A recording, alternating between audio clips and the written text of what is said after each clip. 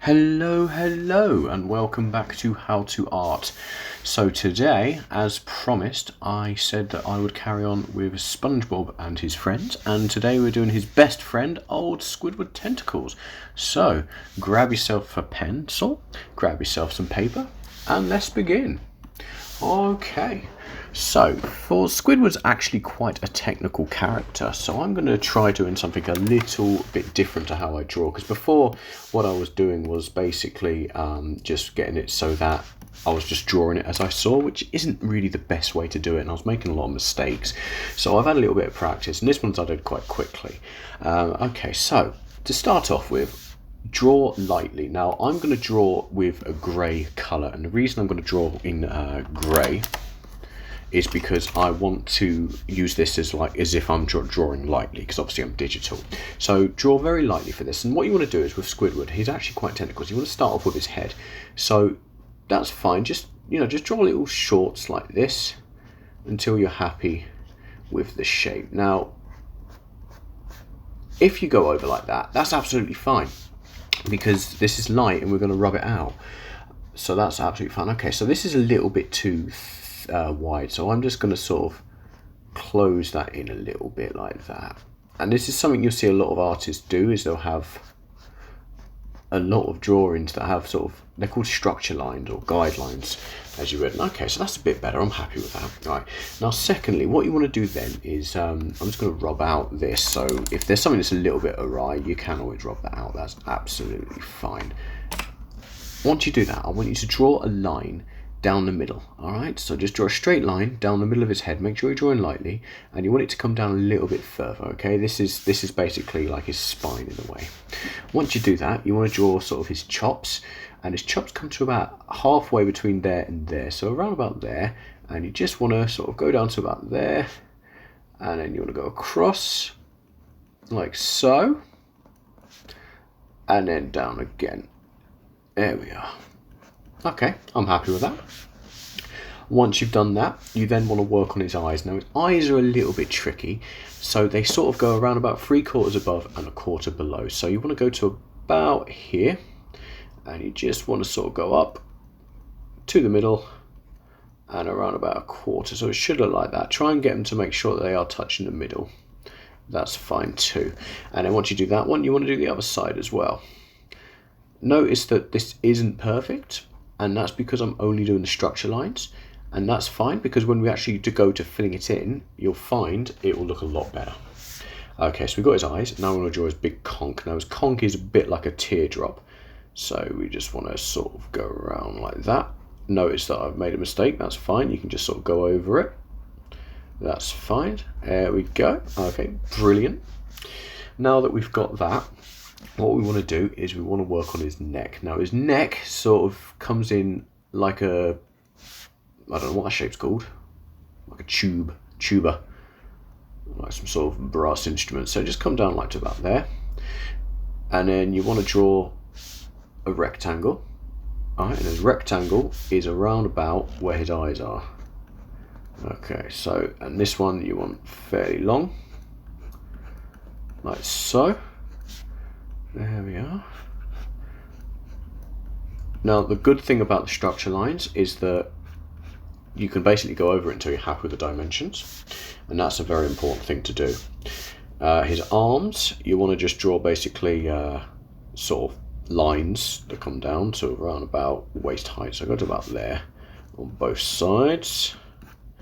Okay, and then you just want to draw a little circle there, because he's almost, his figure is actually got almost human sort of dimensions in the sense of where things sit, and hands usually go just below your waist. Okay, so then we've got that. Then what we can do is we can sort of draw a hemisphere underneath. There we are. And once you've got the hemisphere, we then want to draw both his legs, like so. And then we can sort of just draw some more hemispheres that sort of go to around about the middle. If you wanted to, you could draw one line down the middle, just so that the feet sort of sit on the hemisphere, because his feet sort of always touching at all times unless he's walking. Okay, there we go. So we have his feet, and that's our basic dimension. So already he's starting to look like Squidward, and the beauty of this is that it's a bit messy, and now when I'm going to draw with a heavier pencil, I keep calling it a pen, now I'm going to draw with a heavier pen which is black. Now you're going to be able to see what it looks like. So now what we can do is, the first thing we want to do is we want to draw his creases in his forehead, and the reason we want to do that is this is where we're going to structure his eyelids. So to start off with, you just almost like very, very wide or very flat W's. Yeah, because he's a little bit angry because he always winds SpongeBob off. SpongeBob off, SpongeBob up. No, he doesn't. That's a lie. SpongeBob always winds Squidward up. There we go. Now, I've recently graduated with a first from Oxford University with a degree in spongeology. So I've done a lot of research on Squidward and SpongeBob and his friends. Okay, so we've got these two, and finally we've got this one. Now this one is actually going to come across into his eye. Messed that up a little bit, sorry. There we go. This one actually comes into the eye somewhat. It always gives him a little scowl because, as I say, he's always fairly angry. There we go. Now these ones you want to be spending a bit more time on to get them right, because you're pressing a little bit harder. You don't want to mess up the dimensions. Okay, so now we've got that. We want to do the bottom of his eyelids. Now the bottom of his eyelids actually come up from where his head is. So what you want to do is I'm just going to come a little bit closer. So I'm just going to move him just a little bit over here, just so I can see this a bit easier. And I can come in a bit closer. In fact, I'll make that 150. There we go. So I think that's okay. So you notice that here it sort of comes across over a little bit, so you don't actually see his full eye. So what we want to do is we want to sort of come to about just underneath, and we just want to round it over like so. And we want to do that twice. So again with these W shapes. Yeah, there we go. And then you just want to do a little lip like that. These eyelids, really bringing the character of his face. And then from that, we can sort of go with the line of that and just sort of round it. No, that's absolutely fine.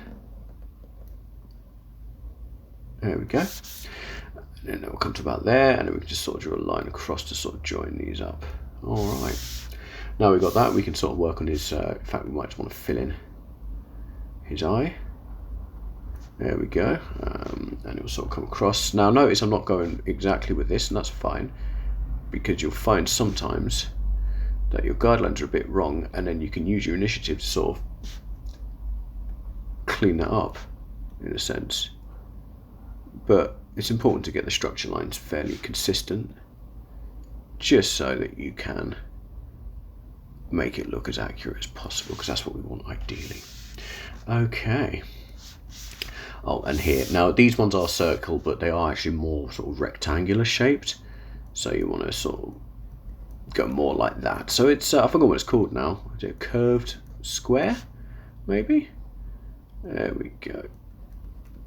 Try and keep them the same size if you can. But again, it doesn't matter too much, it's only a cartoon. All right, so now we've got that. Now we're going to do is his chops. Now his chops is actually going to come around sort of like a crescent almost. So you just want to go around with the crescent a bit like that. So come into about 2/3 of the way of his nose. Okay, and then what you want to do is you want to draw almost my favourite, the bean shape. I've messed that up, I'm sorry. You want to draw it like a bean shape. Yep, and then it will come across. And this is going to be his mouth. That's always frowning because he's always angry at SpongeBob for waking him up on his days off with his very annoying laugh. SpongeBob, will you keep it down? Yeah, I didn't do too well on the impersonations unit for my degree, unfortunately. But luckily I managed to make it up on my unit of general knowledge of SpongeBob. There we go. Alright. There we go. Oops. There we go. Okay.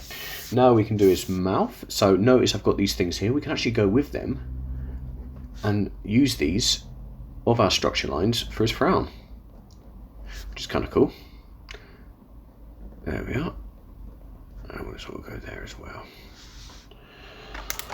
Okay, let's not forget his head as well. So we're just going to go around now. Make sure you're doing this nice and slowly, just to make sure that you don't make a mistake. Trying to follow your guidelines for what looks the most consistent for his head. I'm being a bit naughty and not really doing that, but it's okay. There we are. Okay, that'll do. So now we have his face done. Now the good news is that's the hardest bit, so well done. Okay, so now what we want to do is his neck. So his neck, as I say, is going to come to around about there. And we're not going to go all the way down because he's got his shirt. Now his shirt is, you want to draw, oopsie daisy, you want to draw two C's that come around like that. Two C's that come around like that. And then you want to draw a little lip like this. And then you want to sort of just like that basically. Okay. Now he's got his shoulders. His shoulders are usually hunched because he's always angry, and that's sort of what he does. Get angry at SpongeBob all the time. Okay, and then what you can do is you can sort of lip them down to here and come across for his sleeves.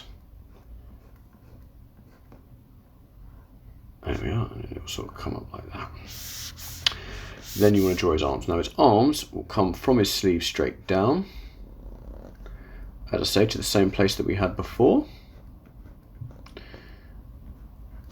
And then for his hands, very simple boxing glove shape.